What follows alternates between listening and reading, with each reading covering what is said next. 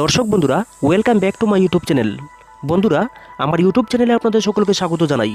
তো চলুন বিভিন্ন স্বনামধন্য পত্র পত্রিকায় প্রকাশিত কয়েকটি বিশেষ খবর দেখে নেওয়া যাক। আজকের ফরিদে প্রকাশিত বিশেষ খবরটি হল, কেন্দ্রে পরিবর্তনের আশায় বুক বাজছে 10,330। এবার কেন্দ্রে পরিবর্তন হলে, অর্থাৎ বিরোধী ইন্ডিয়া জোট ক্ষমতা এলে 10,323-এর চাকরিচ্যুতদের ভাগ্য ফিরবে, এমনটাই আশা করে চাতক পাখির মতো 4 তারিখের অপেক্ষায় তারা। যদিও সংখ্যাটা এখন আর 10,323-এ সীমাবদ্ধ নেই, কমেছে অনেক। বড়জোর 6,000-7,000 বা তার কমও হতে পারে। গত বিধানসভা নির্বাচনের সময়ে তারা ভেবেছিল এবার পরিবর্তন হবে, কিন্তু হলো না। অস্বীকার করার উপায় নেই। 2018 সালে ভোটের আগে সর্বশিক্ষার শিক্ষক ও 10,323 চাকরিচ্যুত শিক্ষকদের আন্দোলন মঞ্চে গিয়ে বিজেপি নেতাদের প্রতিশ্রুতি ছিল, ক্ষমতা এলে তাদের জন্য ব্যবস্থা হবে, সর্বশিক্ষার শিক্ষকদের প্রত্যেককে নিয়মিত করা হবে, চাকরি ফিরে পাবে চাকরিচ্যুতরা। কোনোটাই হলো না। গত 5 বছরে গ্রাম রোজগার সেবকের পরীক্ষা হলেও আজ পর্যন্ত পরীক্ষার ফল প্রকাশ হয়নি। 2021 সালের ডিসেম্বর মাসে ফার্মাসিস্ট নিয়োগের সিদ্ধান্ত হয়েছিল মন্ত্রিসভায়। নিয়োগ তো দূরের কথা, বিজ্ঞপ্তি পর্যন্ত জারি হয়নি। জেআরবিটির পরীক্ষার ফল ভোটের আগে তড়িঘড়ি প্রকাশ করা হয়েছে। চাকরিও যে কয়টা হয়েছে তাও সিন্ধুতে বিন্দু সম। গত বিধানসভা ভোট ঘোষণার পরেও উপমুখ্যমন্ত্রীর বাড়িতে গিয়ে শেষবারের মতো দেখা করে এসেছিল এসটিজিটির চাকরি প্রার্থীরা। লোকসভা নির্বাচন ঘোষণার আগেও তারা আন্দোলন করেছে চাকরির জন্য। মুখ্যমন্ত্রীর বাড়ির সামনেও জড়ো হয়েছিল। একসময় মুখ্যমন্ত্রী জানিয়েছিলেন, যেহেতু এসটিজিটির বিষয়ে এখন আদালতে, তাই আদালত ফয়সালা না করলে কিছু করা সম্ভব নয়। তাই তো বিধানসভা ভোটের পর 10,330 সহ চাকরি প্রার্থীরা এখন কেন্দ্রে পরিবর্তনের অপেক্ষায় রয়েছেন। ভোটকে ঘিরে এখন শাসক ও বিরোধী দুপক্ষের স্নায়ুর চাপ বাড়ছে। দুপক্ষই ভোটের ফলাফল নিয়ে আশাবাদী। আবার মোদির আপকি বার 400 পার স্লোগান আর নেই। বিরোধীরা বলছে মোদির দিন শেষ। আবার বিজেপি নেতারা বলছেন মোদি ফের প্রধানমন্ত্রী হচ্ছেন। কেমন যেন হিসেব নিকেশ গোলমেলে হয়ে যাচ্ছে। নির্বাচন কমিশনের নির্দেশ, ভোটের সময় সমীক্ষা দেওয়া যাবে না। কমিশনের কড়া নির্দেশ সত্ত্বেও কিছু কিছু সংস্থা যে সমীক্ষা করছে না তা কিন্তু নয়। একটু ঘুরিয়ে ফিরিয়ে নিজস্ব কায়দায় বিভিন্ন এজেন্সির যে তথ্য তুলে ধরা হচ্ছে, তাতে কিন্তু মোদি একটু চাপেই রয়েছেন। আবার আরেকটি মহল বলছে 2019 সালের মতোই ফল হবে বিজেপির, তার মানে ফের বিজেপি সরকার। কিন্তু বিরোধীরা যে উজ্জীবিত, ফলে উজ্জীবিত চাকরিচ্যুতরাও। সামাজিক মাধ্যমে চাকরিচ্যুতরা প্রায় প্রতিদিন সতীর্থদের ধৈর্য ধরতে বলছেন। কেন্দ্রে পরিবর্তন হলে তাদের চাকরি হবে। তারা বুঝতে পারছে বর্তমান ডাবল ইঞ্জিনের সরকারের কাছে বিষয়টি ক্লোজ চ্যাপ্টার। গত 5টি বছর কম আন্দোলন আর পুলিশের লাঠিপেটা হজম করতে হয়নি তাদের। 2018 সালের ভোটে বিজেপির প্রতিশ্রুতি ছিল, ক্ষমতায় এলে তাদের জন্য ব্যবস্থা হবে। আসামের মুখ্যমন্ত্রী হিমন্ত বিশ্ব শর্মা সাংবাদিক সম্মেলন করে 10,323-এর জন্য ব্যবস্থা করার আশ্বাস দিয়েছিলেন। গত ভোটের মুখে চাকরিচ্যুতদের চাকরি ফিরিয়ে দিতে বিশেষজ্ঞদের নিয়ে কমিটি গঠন করেছিল সরকার। রাজ্য সরকারের এই উদ্যোগকে অনেকে বলেছেন স্টান পলিটিক্স। কমিটির অন্যতম সদস্য অবসরপ্রাপ্ত বিচারপতি এবি পাল বসু ফের জানিয়ে দিয়েছেন 10,323-এর চাকরি যায়নি। তিনি রাজ্য সরকারকে তার রায় বদ্ধ খামে জানিয়ে দিয়েছেন। তিনি কমিটি গঠন করার এখতিয়ার নিয়েও প্রশ্ন তুলেছিলেন। আইনে রয়েছে, মামলায় যারা পক্ষভুক্ত হয় শুধু তারাই তাদের মত প্রকাশ করতে পারবে। চাকরিচ্যুতদের মধ্যে 9,161 জন তো পক্ষভুক্তই হয়নি। যেহেতু তারা পক্ষভুক্ত হয়নি, তাই তাদের চাকরিও যায়নি। তাদের চাকরি গেছে বলে বিচারপতিদের রায়ে একটি শব্দও নেই। প্রাক্তন বিচারপতি এবি পালের বক্তব্য, বাদী বা বিবাদী যদি পক্ষভুক্ত না হয় তাহলে জাজমেন্ট তাদের উপরে প্রযোজ্য হয় না। তিনি জানিয়েছেন, বিজয় কৃষ্ণ সাহার মামলায় পরিষ্কারভাবে বলে দেওয়া হয়েছে তাদের চাকরি যায়নি। তথ্য জানার অধিকার আইনে সুপ্রিম কোর্ট পরিষ্কার বলে দিয়েছেন 9,161 জন চাকরিচ্যুতকে মামলায় পক্ষভুক্ত করা হয়নি, অথচ তাদের বেআইনিভাবে চাকরিতে যোগ দিতে দেওয়া হয়নি, এমনটাই বলছেন চাকরিচ্যুতরা। কিন্তু ভোটের আগে গড়া কমিটির রায় আজও প্রকাশ করা হয়নি।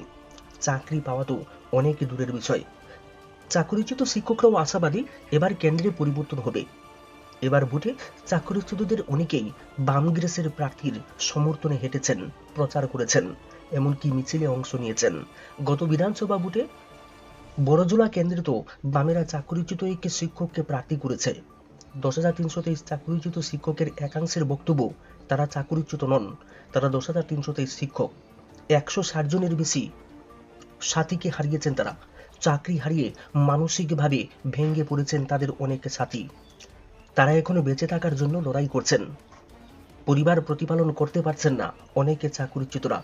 বাধ্য হয়ে কেউ কেউ টমটম বা অটো চালাচ্ছেন, আবার কেউ সবজি নিয়ে রাস্তার পাশে বসে গিয়েছেন।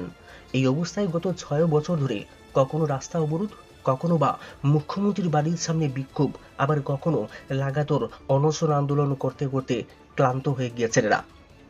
পুলিশের লাঠিপেটা হজম করতে হয়েছে তাদেরকে। রাজ্যে তো হলো না, এবার কেন্দ্রে পরিবর্তন হলেই তাদের ভাগ্য ফিরবে বলে মনে করছেন তারা। এমনকি বিধানসভা ভোটের আগে গড়া কমিটির রিপোর্টও প্রকাশ হবে কিনা তা নিয়ে সন্দিহান চাকরিচ্যুতরা। 2018 সালের নির্বাচনে 10,323 চাকরিচ্যুতদের কারণে গদি হারাতে হয়েছে বামেদের।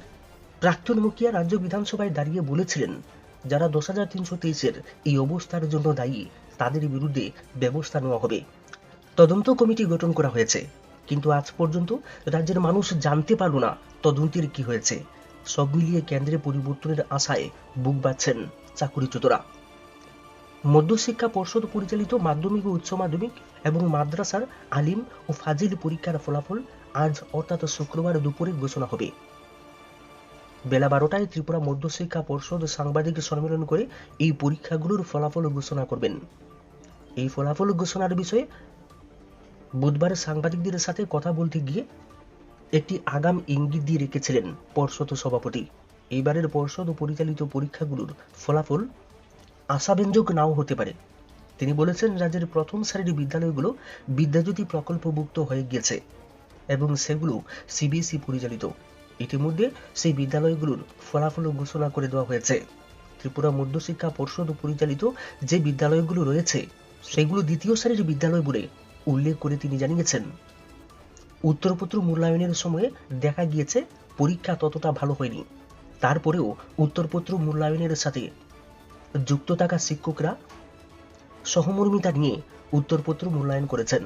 পরীক্ষার ফলাফল ঘোষণার আগে পর্ষদ সভাপতির এমন বক্তব্য কার্যত প্রমাণ করছে রাজ্যের শিক্ষার গুণগত মান উন্নত করার যে প্রতিশ্রুতি সরকারের রয়েছে তা এখনো বিষবাউ জলে। পর্ষদ সভাপতির অভিমত অনুসারে রাজ্যের প্রথম সারির বিদ্যালয়গুলো এখনো বিদ্যাজ্যোতি প্রকল্পভুক্ত এবং দেখা গিয়েছে সেই বিদ্যালয়গুলোর ফলাফলও সন্তোষজনক তো নয়, বরং রীতিমতো হতাশাব্যঞ্জক। এই নিয়ে এখনো রাজ্য জুড়ে সমালোচনা অব্যাহত রয়েছে।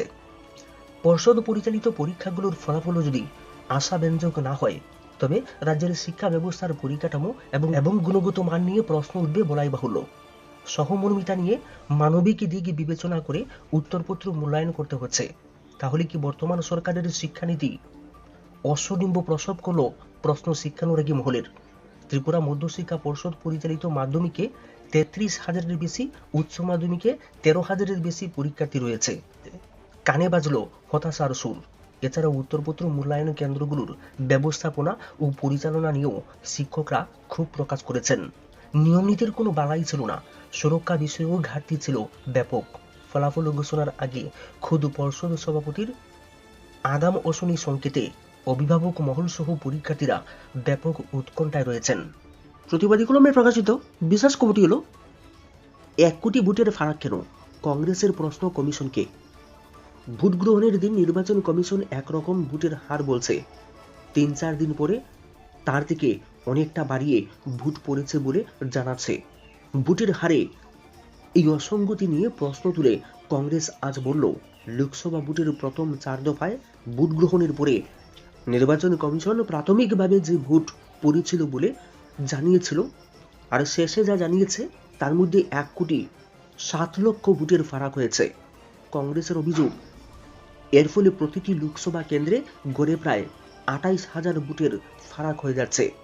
কংগ্রেসের প্রধান মুখপাত্র জয়রাম রমেশের বক্তব্য, এটা বিরাট অসঙ্গতি। যেসব রাজ্যে বিজেপির আসন হারানোর সম্ভাবনা বেশি, সেখানে প্রাথমিক ও চূড়ান্ত ভোটের হারের মধ্যে অসঙ্গতিও বেশি। হচ্ছেটা কি?